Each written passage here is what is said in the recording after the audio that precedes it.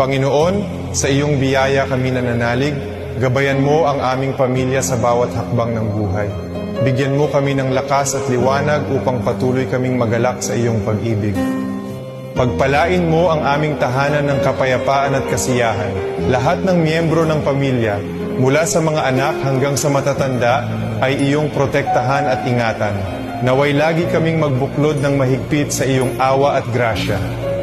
Bigyan mo kami ng pananampalatayang walang hanggan, pag-asa na nagpapagaling, at pag-ibig na nag-uugnay sa amin. Tulungan mo kaming maging matatag sa gitna ng mga pagsubok at unos, at sa iyong pangako kami laging kumapit. Naway maging mabuti at totoo ang aming mga salita. Sa lahat ng aming iniisip, sinasabi at ginagawa, turuan mo kami ng pasensya at pag-aalaga. Sa iyong karunungan, alam naming naririnig mo kami. Salamat, Panginoon, para sa aming mahal na pamilya. Salamat sa iyong presensya na laging kasama namin.